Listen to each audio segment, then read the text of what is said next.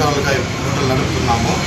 ఇంతవరకు మా పైన ఎటువంటి రూమర్స్ లేదు, మంచి సర్వీస్ ఇస్తూ ఉన్నాము. 3 రోజుల క్రితం మేమందరూ ఇక్కడ లేని పక్షంలో ఓనర్ అంగీట్లో లేని పక్షంలో మా పనులు ఉండగా ఒక వృద్ధుడు తాగేసి వచ్చి బిర్యానీ దీక్ష పట్టుకున్నాడు. అందులోనే పక్కన నీళ్ళు ఉంటే అది కూడా ఎత్తి పోసుకున్నాడు. కానీ వీళ్ళకి ప్రతిరోజు మేము వచ్చి అన్నం పెడతానే ఉంటాము. ఇతనికి కాకుండా ప్రతి ఒక్కరికి కూడా అన్నం పెడతానే ఉంటాము. ఇది వచ్చిన ఎవరికి కూడా ఖాళీ చేతులతో పంపించాము. అట్లా ఇది చూసి ఆయన పోసుకున్న తర్వాత మా పనులు ఎత్తుకొని పోయి వాళ్ళ ముందర వదిలేసి మొహం కడిపేసినారు. అది చూసి చాలామంది దాన్ని రూమర్స్గా పెట్టి ఇష్యూ చేస్తూ ఉన్నారు. ఈ సంఘటన జరిగిన దానివల్ల మా తప్పు ఎలాంటిది లేదు. వాళ్ళ తప్పు ఉన్నా మా తప్పు ఉన్నా దయచేసి అందరికీ క్షమించమని అడుగుతున్నాము. అందరికీ నమస్కారము.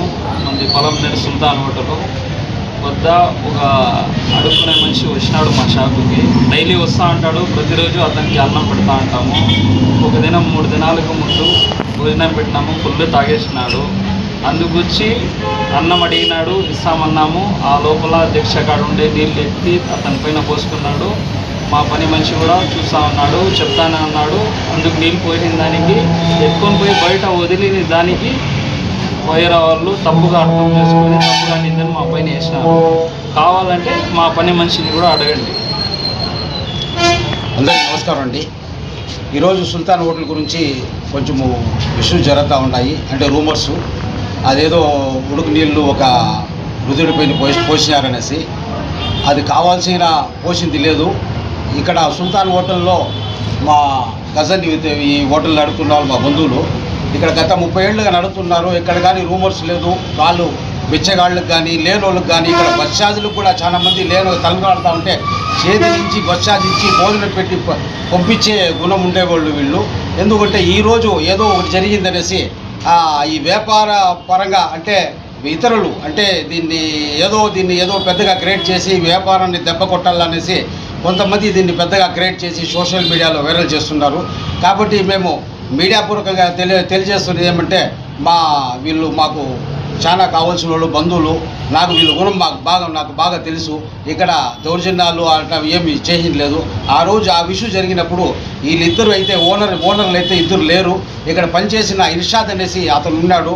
ఆయన తాగేసి అతను ఆ దీక్ష బిర్యానీ దీక్ష వచ్చి లాగుతుంటే పడిపోతుందేమో, ఆడుండే ఆ షోకేసి పడిపోతుందేమో అనేసి ఆయన అట్లా చేయి పట్టుకోవడం జరిగింది. ఆయన ఫుల్గా తాగడం వల్ల ఆయన పడిపోయినాడు.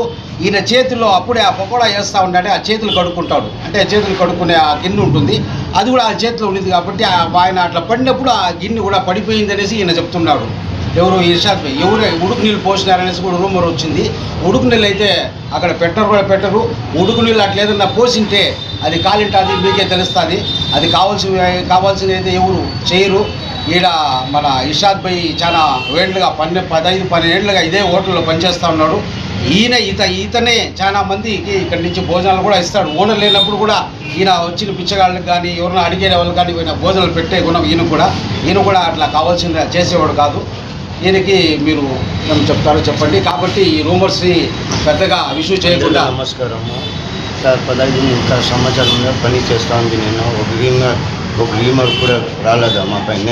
ఎవరైనా అడగకాలో ఇస్తాడో కానీ మా ఓనర్ మంచి వాళ్ళు అందరికీ ఇస్తాడు, సాయం చేస్తాడు. ఏమన్నా కదా ఆ రోజు తాగేసి వచ్చింది కదా, నేను కూడా చూడలేదు. తాగేసి వచ్చింది మా వెనకాల వచ్చి ఓలో పెద్దన ఉండు నా పెద్దన చెప్తానే ఉండే. అంతవరకు అన్ని మా చేతిలో నీళ్ళుంది కొంచెం సైడ్లో పోయినా నీళ్ళు దాని పైన పోసింది సార్. పైన పడిపోయింది. మళ్ళీ ఈడ దావులు ఉండకన్నా ఎత్తేసుకి నేను రోడ్లో వదిలేసింది అయినా సైడ్లో.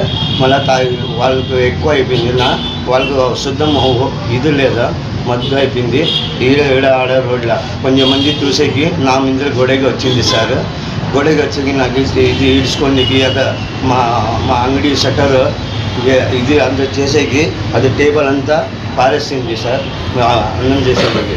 అట్లా ఏం లేదు సార్. తప్పు ఉండకుండా లేకనా నా తప్పు కూడా లేకనా నాకు క్షమించేయండి.